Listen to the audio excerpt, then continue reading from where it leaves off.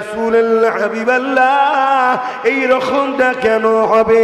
আল্লাহ নবী বলতে লাগলে, এ বাবা সাহাবারা, সূর্য এখন কোটি কোটি মাইল দূরে রয়েছে, সেই দিনে সূর্য মাথার এক বেদা ইখতিলাফ হাত পরে আল্লাহ পাক নামিয়ে দেবে। সূর্যের বর্তমান যে তাপ আছে এর থেকে 12 গুণ আরো তাপ বেড়ে যাবে। ভাবুন, এই সূর্যের তাপই আমরা সহ্য করতে পারছি না, যেটা কোটি কোটি মাইল দূরে। আর এখন যেটা আছে এ থেকে আরো 12 গুণ তাপ বাড়বে। আর মাথার এক বেগদা ইখতিলা এক হাত উপরে নামিয়ে দেওয়া হবে। আপনি কি ভাবছেন? আপনি দাঁড়াবেন না? আমি দাঁড়াবো না? ময়দানে মাশর তো সবাইকে উঠানো হবে। কোরআন বলছে সুম্মা নাফিকা উখরা ফাইযা হুম কিয়ামুন ইয়ানজিরুন। সূরা জুমার 68 নম্বর আয়াত আল্লাহ জানাচ্ছে ময়দানে মাশরে সবাইকে উঠানো হবে। যেমন নাগল দিলে জমিন থেকে আলু ওঠে, সিংগাই ফিরে দেবে ইসরাফিল আলাইহিস সালাম, জমিন ফেটে যাবে, মানুষ উঠতে থাকবে। প্রতিটা মানুষের শেষ জমিতে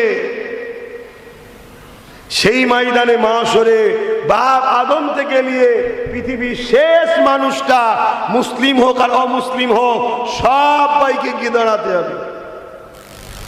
কি হবে সেদিন? সাহাবা হুজুর দিগাকে আল্লাহ নবী বলতে লাগলেন, এই সূর্যে তাপেতে লোহা যেমন আগুনে দিলে পুড়ে লাল হয়ে যায়, জমিনটা পুড়ে লাল হয়ে যাবে। ওই জমিনের ওপরে মানুষ দাঁড়াতে পারবে না। ওই দিনে যার উপরে যা ক্ষমতা চলবে সে তার বুকে পা দিয়ে দাঁড়িয়ে যাবে। এ যুবকেরা, তরুণেরা, দুনিয়ার মায়াজালে জড়িয়ে, দুনিয়ার লোভ লালসায় জড়িয়ে, দুনিয়ার রং তামাশায় জড়িয়ে, দুনিয়ার গান যাত্রা ফাংশন শয়তানদের জালে জড়িয়ে গিয়ে আমাদের কি আখিরাতের কথা মনে পড়ে না? ওই দিনে তোমাকে আমাকে দাঁড়াতে হবে। এই সমাজে হাজার নয় লাখ লাখ যুবক দুনিয়া থেকে চলে যেতে লেগেছে। কেউ যদি মনে করে আমি বয়স হলে মারা যাব, না না, মারা যাবার কোনো বয়স নাই, আসার ডেট আছে, যাবার কোনো ডেট নাই। কে কখন চলে যাবে কে জানে। তাই সেই দিনের কথা একটুখানি তোমাকে আমাকে ভাবা দরকার। আল্লাহ দুটো হাত কেন দিল? আল্লাহ দুটো পা কেন দিল? আল্লাহ দুটো চোখ কেন দিল? আল্লাহ জবানে কথা কেন দিল? আল্লাহ কেন তোমাকে আমাকে আশরাফুল মখলুকাত মানুষ বানালো? এটা নিয়ে তোমার আমার একটা বার হলো তো ভাবা দরকার। একটু ভাবতে হবে তো, কেন আমাকে দুটো হাত দিয়ে চাল? দুটো হাত না দিয়েও তো পাঠাতে পারত, হ্যাঁ? দুটো পা নাও দিতে পারত তো। না বান্দা, তুই এই পা দিয়ে আমার দিনের জন্য কাজ করবি, আমার মসজিদে আসবি, আলেমদের কাছে যাবি, মাহফিলে যাবি। এই হাত দিয়ে আমার দিনকে বাঁচাবার জন্য তুই লড়াই করবি, গরিবকে দান করবি, বিধবাকে দিবি, মা বাপের সেবা করবি, হালাল ইনকামও করবি। আর যখন চাওয়ার দরকার হবে আমার কাছে চাইবি। এজন্য তো আল্লাহ হাত দিয়েছে। যেটা দিয়েছে সেই জন্যে কতটা কাজ করলাম আর তার বিরুদ্ধে কতটা কাজ করলাম, আমাদের নিজেদের ঘরে তো অঙ্ক করতে হবে যে সারাদিনে আল্লাহ দিয়ে হাত দিয়ে আল্লাহর পক্ষে কতটা কাজ করেছি আর আল্লাহর বিরুদ্ধে কতটা কাজ করেছি, এটা তো ভাবতে হবে। আজ হয়তো আমাদের বয়স এখন হালকা, আজ হয়তো আমরা পাপটা বেশি করে ফেলছি, কিন্তু সাথে সাথে যদি ভালোটাও করে চলতে পারি তাহলে তো একদিন আমাদের মৃত্যু হবে, বয়স হবে। সেদিন তখন এই মুরব্বী বাপের আর কোনো ভালো খারাপ কাজ করে? সেদিন তখন দেখবেন আমাদের ভালো কাজটাই বেশি হচ্ছে। কিন্তু যদি হালকা বয়সে আমরা আমাদের ধর্মের গুরুত্বর কথা ভুলে যাই, মসজিদে আমাদের যদি যাতায়াত না থাকে, ইসলামের দুশ্মন যারা তারা তো চাইবে মসজিদগুলোকে ভেঙে দিবার। আর আমরা যদি যুব সমাজ মসজিদের দিকে যাতায়াত করি, ভাঙতে পারবে? এগুলো ভাবেন, কেন কিয়ামত সবার হবে। আহা নবী আমার আমাকে আপনাকে কত ভালোবাসে।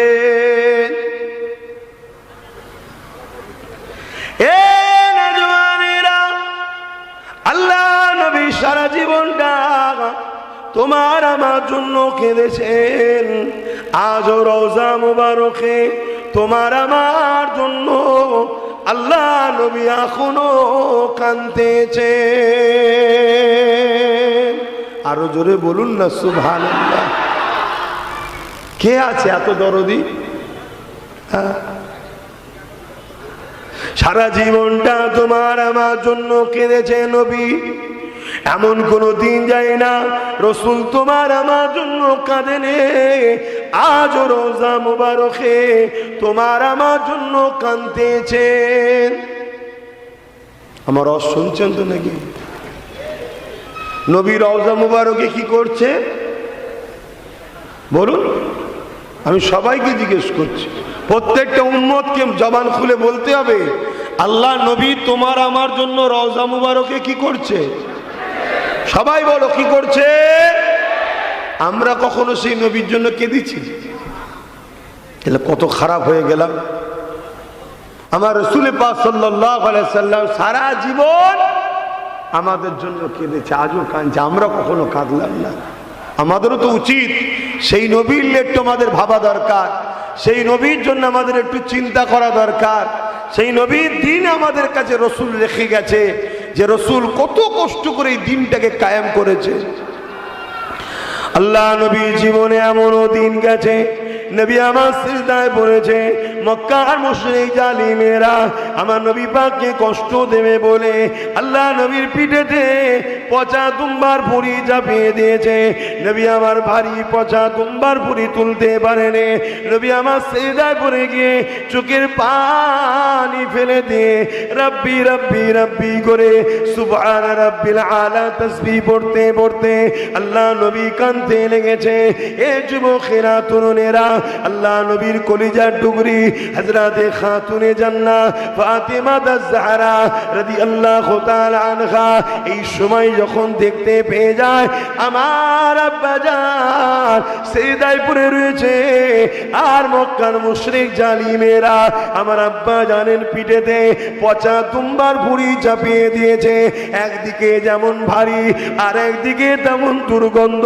হযরতে খাতুনে জান্নাহ তখন ছোট শিশু ছিলে, আগিয়ে এসে কোন রকম ভাবে কষ্ট করে আব্বা জানের পিঠ থেকে ওই পচা দুম্বার ভুঁড়ি খানা নামিয়ে দিল।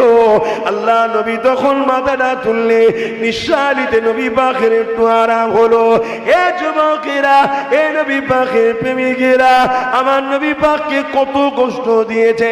সেই নবীর উম্মত হয়ে তোমার আমার হৃদয়ে যদি নবী পাকের জন্য মহব্বত ভালোবাসা থাকে, তোমাকে আমাকে তো ভাবতে হবে সেই নবীর দিনের ক্ষতি যেন আমার দ্বারা কোনোভাবে হয়ে না যায়।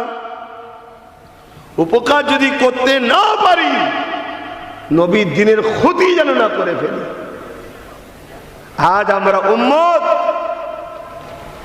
নবীর দিনের ক্ষতির পিছনে সব থেকে বড় যদি কাউকে 1 নম্বর আসামি করেন, সেটা হলো উম্মত দাবিদার একদল মুনাফিক মুসলমানদের জন্যই নবীর দিনের ক্ষতি হচ্ছে। আমার কথা কি আপনাদের অপছন্দ হলো নাকি? সেই কাতারে, সেই দলে, সেই জামাতে, সেই কর্মকাণ্ডের সাথীদের সাথে আমরা জড়িয়ে যাচ্ছি না তো? এটা আমাদেরকে ভাবতে হবে। আল্লাহ ছাড় দিয়েছে, ছেড়ে দেয়নি। বিচার তো আখিরাতে হবেই হবে। আল্লাহ পাক সূরা বাকারার মধ্যে বলছেন, তোমরা যখন আমাকেও আমার হাবিবকে ভুলে যাদের দলদাস হয়ে থাকবে, আমি আল্লাহ তাদের হাতে তোমাদেরকে মিটাবো। আজ দেখো এত মানুষ, কোটি কোটি মানুষ, পুরপুরের হযরত আবু বকর সিদ্দিক ৮০-৮৫ বছরের বেশি হলো চলে গেছে, আজও তার মাজারের কাছে নেতা মন্ত্রী কেতা থেকে শুরু করে কেউ বাদ যায়নি, সব এসে হাজির হচ্ছে। কেন? প্রকৃত সাকসেসফুল হয়েছে কেন? মুহাম্মদ রসুলের গোলাম ছিল। জোরে বলুন সুবহানাল্লাহ। তাতে হুজুরের গোলাম ছাড়া দ্বিতীয় কোনো অপশন নাই। এবারে গোলামের কোয়ালিটি আছে, ওনারা এ ক্যাটাগরির গোলাম, কমসে কম তুমি গোলাম তো হও।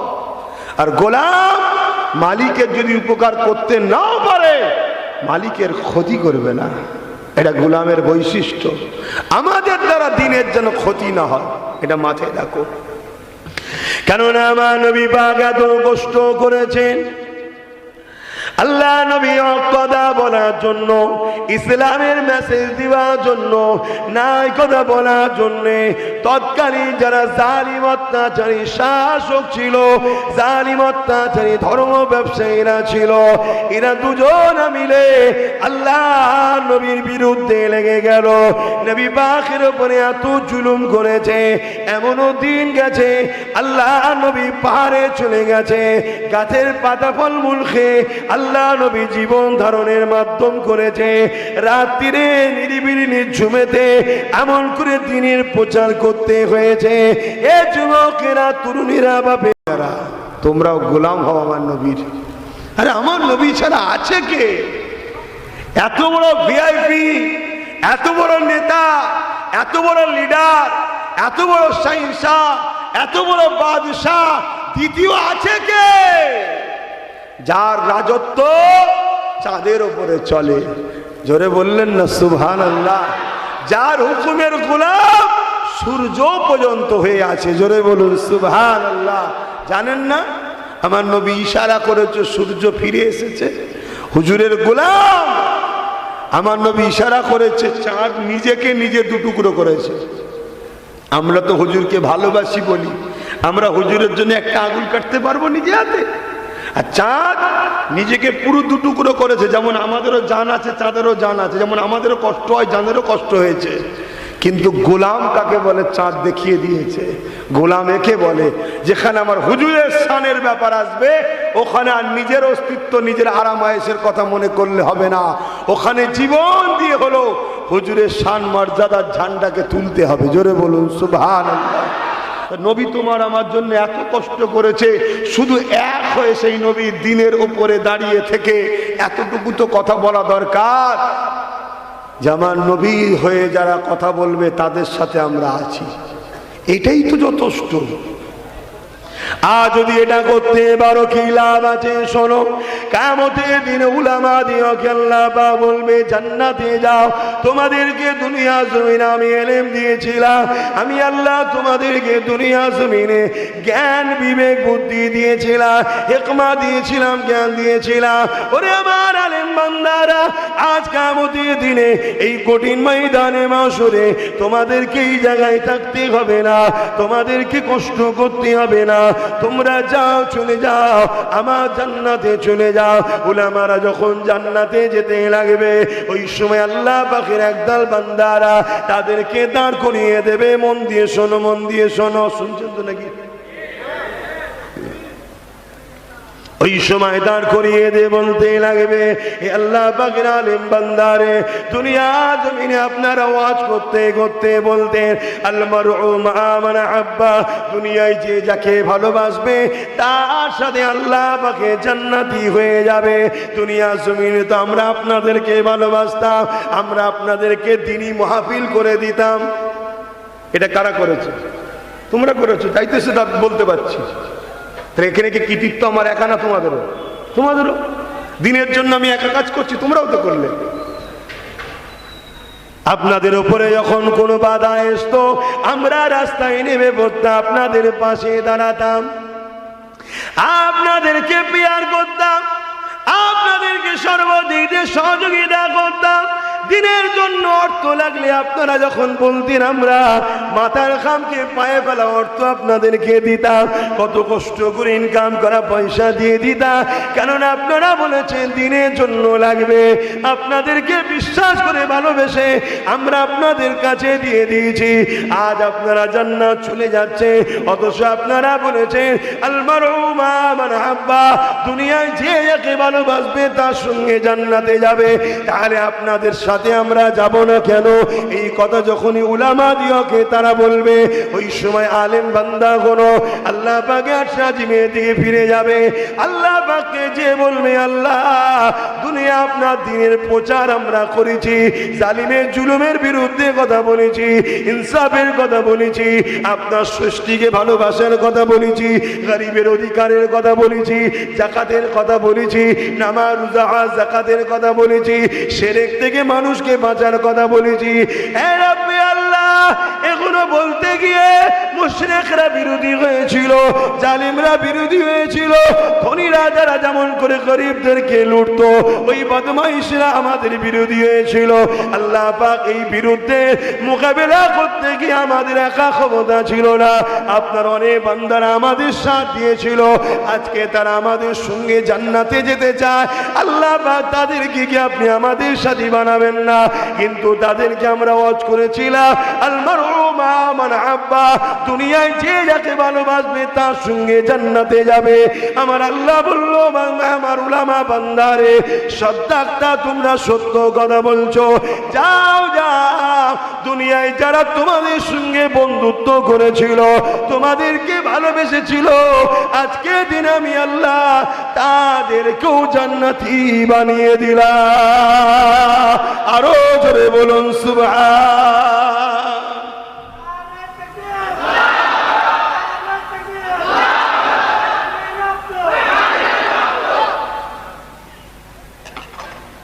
দরুদ শরীফ আল্লাহুম্মা। কব বসে আছে, উঠে পড়ছে, কব ঘর ঘর করে পড়ছে।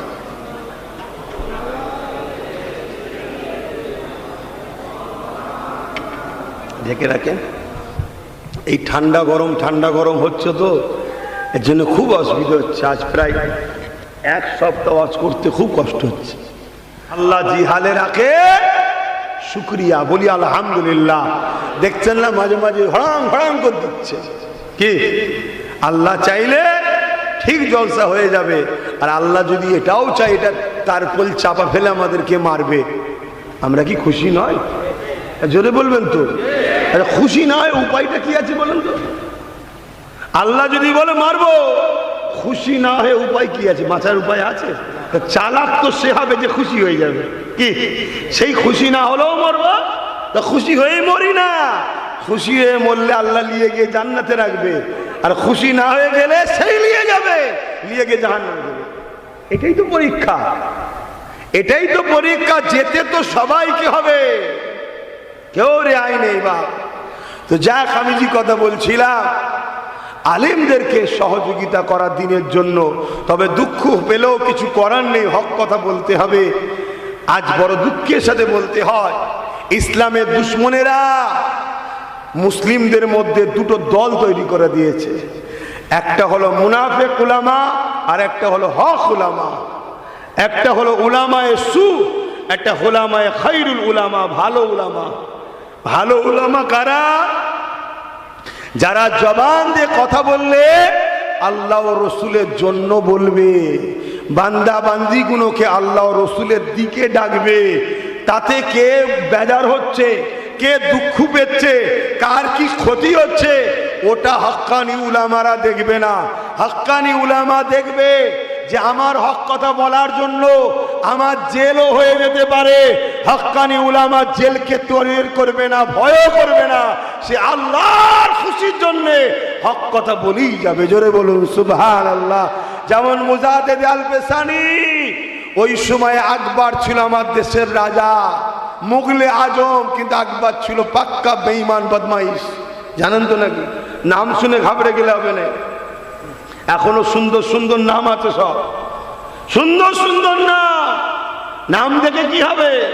দাড়ি টুপি দেখে কি হবে?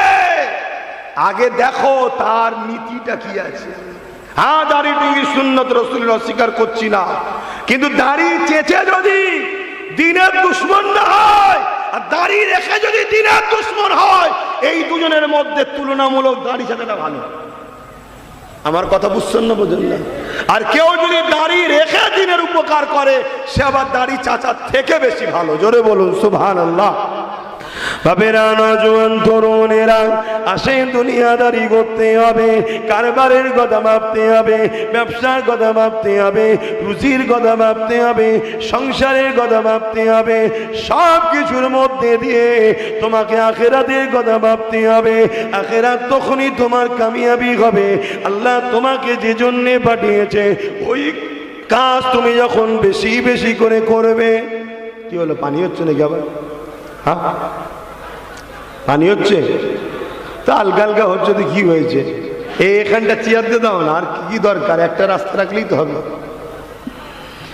এ না জওয়ান তরুণেরা, সময় চলে যেতে লেগেছে, যতদিন যাচ্ছে তুমি আমি কবরের দিকে আগিয়ে আগিয়ে যাচ্ছি, তোমার আমার মৃত্যুর দিকে তুমি আমি আগিয়ে যাচ্ছি।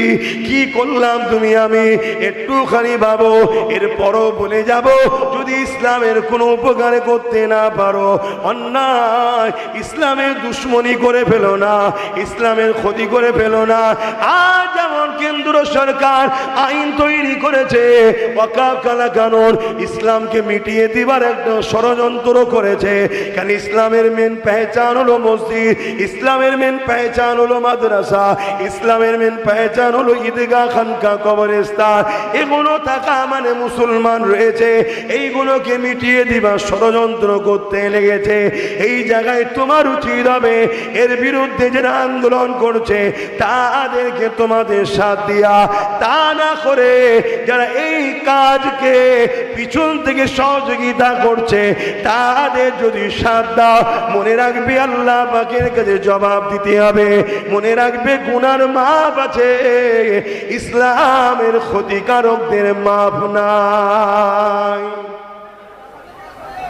ও আরে বাবা, হালকা হালকা পানি হচ্ছে, এক্ষুনি বন্ধ হয়ে যাবে রে বাবা।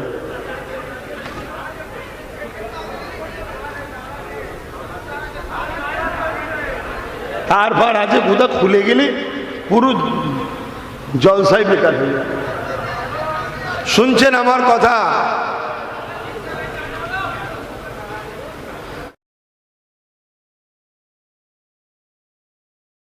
আল্লাহ পাক কোরআনের মধ্যে জানিয়েছেন, কুল্লু নাফসিন যায়িকাতুল মউত, প্রতিটা নফসকে মৃত্যু স্বাদ চাখতে হবে। এ যুবকেরা, তরুণেরা, বাপেরা, আমাকে আপনাকে একদিন মৃত্যু স্বাদ চাখতে হবে। দুনিয়াদারি করতে গিয়ে আখিরাতকে ভুলে গেলে চলবে না। ওয়াল তানজুরু নাফসুম মা কদ্দামাত লিগাদ, প্রতিটা নফসের উচিত পরকালে চিন্তা করা। হ্যাঁ, দুনিয়াদারি করতে হবে, কারবার করতে হবে, ব্যবসা করতে হবে, সংসার জীবন করতে হবে। হালকা বয়সে খোরাখুরি আনন্দ জিন্দগিতে হয়ে যাবে, কিন্তু এমনটা না হয়ে যায় আপনি আপনার ধর্মের ক্ষতি করে ফেলবেন, আপনি আপনার ধর্ম থেকে অনেক দূরে সরে যাবে। তাহলে মনে রাখবেন, মৃত্যুতে একদিন হয়ে যাবে, সবাই আপনার জানাজাতে আসবে। মিনহা খালাকনাকুম ওয়া ফিহা নুঈদুকুম ওয়া মিনহা নুখরিজুকুম তারাতান উখরা বলে মাটি তো দিয়ে দেবে, কিন্তু এই কবরের জমিনে নূর নবী, দয়ার নবীকে হাজির করানো হবে, আমার নবী পাককে দেখানো হবে। ওই জায়গায় যদি আপনি নবীকে চিনতে না পারে তাহলে আপনি বরবাদ হয়ে যাবে।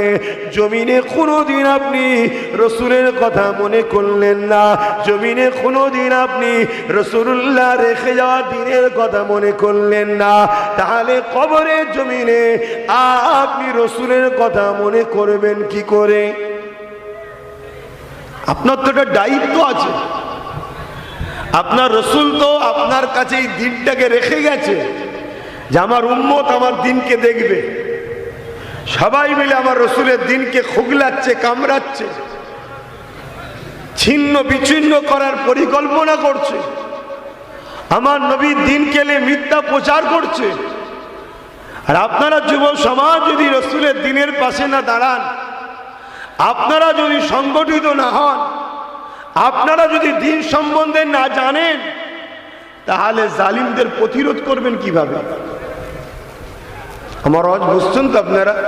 এটা কি আমাদের দায়িত্ব নয়? আল্লাহ নবী জানিয়ে দিলেন, আল মারউ মা মান আহাব্বা দুনিয়ায় যে যাকে মহব্বত করবে, যে যার সঙ্গে উঠা বসা করবে, যে যার সাথে থাকবে, আখিরাতে সে তার সাথে হাসর নাসর হবে, তার সাথেই সে জান্নাতে যাবে।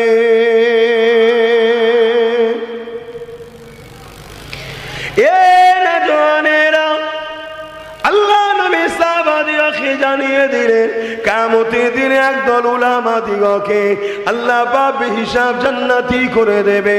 ওই যখন জান্নাতে যেতে বলবে, ওই উলামারা যখন জান্নাতে যাবে, এ যুবক মন দিয়ে শোনো, হালকা বয়সে অনেক ভুল হয়ে গেছে, কিন্তু আজকে কিছু কথা বলে যাচ্ছি, মন দিয়ে শোনো।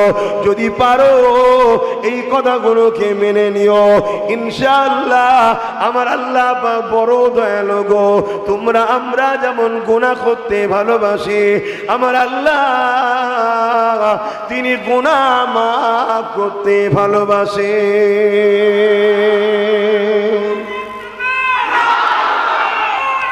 আল্লাহ। মুসা আলাইহিস সালামের জমানায় একটা যুবক ছিল, বড় ধনী লোক, ঘরের ছেলে, আর পাওয়ারও ছিল। সে পথভ্রষ্ট হয়ে পাপ কাজে লিপ্ত হয়ে গেছিল। অর্থের গরম, পাওয়ারের গরম, এলাকার মানুষ কেউ কিছু বলার সাহস পেত না। প্রতিদিন সে শরাব পান করত, আর চরিত্রহীন কাজ, নোংরা নারীদেরকে খরিদ করে নিয়ে আসতো। প্রতিদিনের ন্যায় একদিন বাজার থেকে এক গরিব মহিলাকে খরিদ করে নিয়ে এসেছে এবং শরাব পান করে এসেছে। যখন সে তার প্রতিদিনের মতো নোংরা কাজে আসক্ত হয়ে আগাচ্ছে, তখন ওই ঘরে যখন গেছে, দেখছে ওই মহিলাটা শুধু কাঁদছে তা নয়, তার শরীরটা কম্পন হচ্ছে, পুরো কাঁপছে। ওই যুবক তখন জিজ্ঞেস করছে, এ আল্লাহর বান্দি, তুমি কাঁপছো কেন, তো কাঁদছো কেন? মহিলাটা তখন বলছে, যুবক, আমি জীবনে কখনো পাপ রাস্তায় পা দিইনি, আল্লাহর ভয় আমাকে কাঁপাচ্ছে, আল্লাহর ভয় আমাকে কাঁদাচ্ছে। তাহলে তুমি খুশি মনে 60 দিরহাম নিলে কেন? আমি বড় অসহায়, আমার বাড়িতে আমার বিমার রয়েছে, যার চিকিৎসার জন্য কোনো অর্থ নাই, তাই নাচারে আমি পথে এসেছিলাম, কিন্তু আজ আল্লাহর ভয় আমাকে কাঁপাচ্ছে। এরমও গরিব আমাদের সমাজে আছে না? নাই? কথা বলুন। আমরা যদি যুবকরা ভাবি এই গরিবি দূর করব, আমরাই পারবো গরিবি দূর করতে। ওই যুবকটা তখন এই কথা শুনে তার মধ্যে একটা পরিবর্তন শুরু হলো, যে হাই রে, এত গরিব মানুষ এই আল্লাহকে মনে করে, আল্লাহকে ভয় করে, আর আমি এত ধনী হয়ে আল্লাহ আমাকে এত দিয়েছে, আমার উচিত আল্লাহকে বেশি ভালোবাসা, আমার উচিত আল্লাহর বেশি কাজ করা, কারণ আল্লাহ আমায় দিয়েছে। আমি সে থেকে আল্লাহ থেকে দূরে, আর এত গরিব হয়ে আল্লাহকে এত ভালোবাসে, এত ভয় করে। যুবকটার মধ্যে পরিবর্তন এসেছে। যুবকটা বলতে লেগেছে, আল্লাহর বান্দি, আমাকে আপনি ক্ষমা করে দেন, আপনাকে আমি যে 60 দিরহাম টাকা দিয়েছি, যেটা আজকের বাজার মূল্য 10 থেকে 15 লক্ষ টাকা হবে, ওই টাকা আপনাকে আর ফিরিয়ে দিতে হবে না। ওই টাকা নিয়ে আপনি ঘরে ফিরে যান এবং আপনি আমাকে ক্ষমা করেন, আর আমার জন্য দোয়া করেন, আমি যেন এই অন্যায় কাজ থেকে ফিরে আসতে পারি। তবে আপনাকে সাক্ষী রেখে আমি আল্লাহ পাকে কাছে তওবা করছি। এই বলে তওবা করে নিল যুবকটা। ওই মহিলাটা চলে গেল। এ যুবকেরা, যুবকটা কাঁদতে লেগেছে, রাত যত বাদে কান্না বাড়াতে লেগেছে। কাঁদতে কাঁদতে আল্লাহ পাকে সিজদায় পড়ে বলতে লেগেছে, ও রব্বি, আল্লাহ, আমি অন্যায় করে ফেলেছি, আমি ভুল করে ফেলেছি, খাতা করে ফেলেছি, আপনি বড় দয়ালু, আপনি আমাকে ক্ষমা করে দিন, মাফ করে দিন। এইভাবে কাঁদতে কাঁদতে গভীর রাত হয়ে গেছে। আল্লাহ পাকের হুকুম ছিল ওই যুবকটার ওই দিনই মৃত্যু হবার, কিন্তু মৃত্যুটা কত ভালোভাবে হচ্ছে দেখে।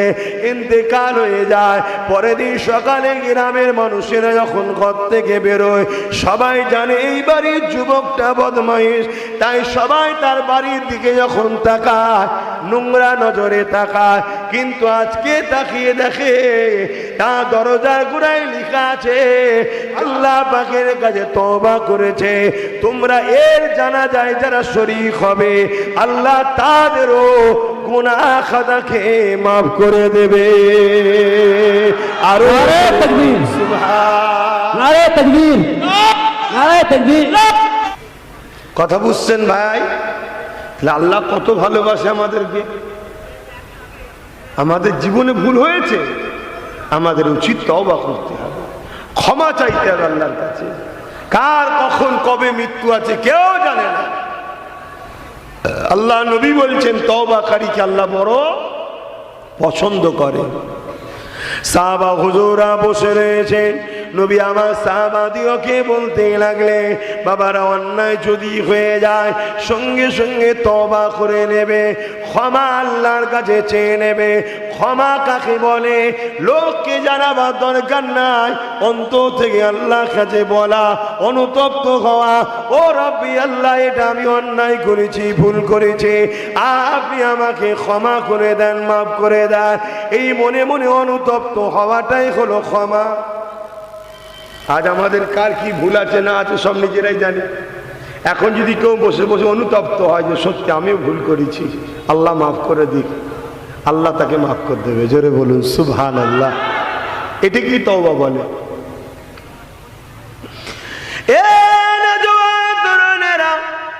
আল্লাহ নবী সাহাবাদিয়াকে বলে বাবারা ক্ষমা চাও, তওবা করো।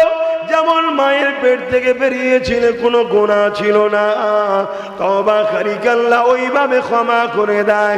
সাহাবারা বলতে লাগলেন ইয়া রাসূলুল্লাহ, হাবিবাল্লাহ, আবার যদি তওবা করার পরে অন্যায় করে, নবী বললেন আবার তওবা করো, আল্লাহ আবার মাফ করে দেবে। আবার সাহাবারা জিজ্ঞাসা করলে ইয়া রাসূলুল্লাহ, হাবিবাল্লাহ, আবার যদি ভুল করে, আল্লাহ নবী বললেন আবার তওবা করো, ইয়া রাসূলুল্লাহ কবার আল্লাহ মাফ করবে। নবী পাক জানিয়ে দিলে এ আমার সাহাবারা, আমার আল্লাহ বা বান্দা বান্দিকে বড়ই ভালোবাসে। বান্দা বান্দি যতবার অন্যায় করবে আর তওবা করবে, আমার আল্লাহ বান্দা বান্দিকে ততবারই ক্ষমা করে দেয়। তরুণেরা, মৃত্যু আমাদের সবার হবে, যাবার আগে আল্লাহ বাগে কাছে ক্ষমা চাও, বারবার ক্ষমা চাও, বারবার তওবা করো। কারণ এই দুনিয়াটা চিরস্থায়ী নয়, আজ আছে কাল নাই, চলে যেতে হবে আল্লাহ বাগের কাছে। আল্লাহ পাখির কাছে যে কি মুখ দেখাবো এটা ভাবা দরকার আছে, এটা প্রত্যেককে ভাবতে হবে। কেননা মৃত্যু কার কখন হবে কেউ জানে না। এই যে বসে আছি আমরা মাহফিলে, এই বসে থাকতে থাকতে হতে পারে আল্লাহ কাউকে যদি ডাক দেয় এখনই চলে যেতে হবে, কেউ জানেন? তাহলে এক্ষুনি চলে যাবেন, কালকে জোহর বাদ জানাজা মাটিতে দিল। আমরা কি করেছি আল্লাহর কাছে যে কি মুখ দেখাবো? এটা তো ভাবতে হবে, এটা ভাবার নামই তো পরিবর্তন। এটা ভাবুন আপনি পরিবর্তন হবে, এটা না ভাবলে পরিবর্তন হবে না। যে সত্যি তো আমি এই যে আনন্দ ফুর্তি হই হাই করছি, ঠিক আছে হালকা বয়সে একটু হবে, ভালো কাজটা কি করলাম? 24 ঘন্টার মধ্যে আল্লাহ দিয়া জিন্দেগি, আল্লাহ দিয়া হাত, আল্লাহ দিয়া পা, আল্লাহ দিয়া চোখ, আল্লাহ দিয়া জবান, আল্লাহ দিয়া জান, আল্লাহর জন্য কি করলাম এটা তো ভাবতে হবে। ভাবলেই দেখবেন হালকা বয়সে যদিও ভুল হয়ে যায়, ভালো কাজের খসলতটাও থাকবে, ভালো কাজ করতেও মন যাবে। ভুল নেই কে বলেছে? আমি তো মনে করি আপনাদের সবার থেকে বড় পাপী আমি, কিন্তু ভালোটা করারও চেষ্টা করি। আমার বক্তব্য হালকা বয়সে একটু হয়, কিন্তু ভালো গুণটা আমাদের থাকতে হবে। একেবারে আমরা দূরে সরে গেছি, আমরা ইসলামের নিয়ে কোনো গুরুত্বই নয়। আমরা আমাদের পাড়ার মসজিদের দিকে আমাদের কোনো খবর নেই, ঈদগার দিকে আমাদের কোনো খবর নেই, যুব সমাজের খবর না নেওয়ার জন্য আমাদের মসজিদগুলো এখন সব বেজাতিদের ইশারায় মুনাফিক মুসলমানরা দখল করে রেখেছে। খেয়াল করে দেখুন, প্রত্যেকটা মসজিদকে বেজাতিদের ইশারায় আর দখল করেছে মুনাফিক মুসলমানরা দখল করে রেখে দিয়েছে। সেই মসজিদে যে জন্য আল্লাহ রসুল মসজিদ করেছিলেন সেসব কাজ আর হচ্ছে না। খেয়াল করে দেখুন, আসেন এখনো সময় আছে, কেননা কিয়ামতটা বড় কঠিন হবে। আল্লাহ নবী বললে ময়দানে মাশরেতে এমনও পাপ পাওয়া যাবে নিজের ছেলেকে জমিনে শুইয়ে দিয়ে তার বুকের ওপরে পা দিয়ে দাঁড়িয়ে যাবে। ময়দানে মাশরে এমনও ছেলে পাওয়া যাবে নিজের জন্মদাতা বাপকে জমিনে শুইয়ে দিয়ে তার বুকের ওপরে পা দিয়ে দাঁড়িয়ে যাবে। কিয়ামতের দিনে এমনও মা পাওয়া যাবে নিজের ছেলেকে মেয়েকে জমিনে শুইয়ে দিয়ে তার বুকের ওপরে পা দিয়ে দাঁড়িয়ে যাবে। কিয়ামতের দিনে এমনও মেয়ে পাওয়া যাবে নিজের জনম দুঃখিনী মাকে জমিনে শুইয়ে দিয়ে তার বুকের ওপরে পা দিয়ে দাঁড়িয়ে যাবে। এক কথায় যার ওপরে যা জোর চলবে তাকে জমিনে শুইয়ে দিয়ে তার বুকের ওপরে পা দিয়ে দাঁড়িয়ে যাবে। আল্লাহ নবীর এই ওয়াজ শুনে সাহাবারা বলতে লেগেছে, ইয়া রাসূলুল্লাহ হাবিবাল্লাহ, এই রকমটা কেন হবে? আল্লাহ নবী বলতে লাগলে, এ বাবা সাহাবারা, সূর্য এখন কোটি কোটি মাইল দূরে রয়েছে, সেই দিনে সূর্য মাথার একবার দেখতে লেখাত পরে আল্লাহ পা নামিয়ে দেবে। সূর্যের বর্তমান যে তাপ আছে এ থেকে 12 গুণ আরো তাপ বেড়ে যাবে।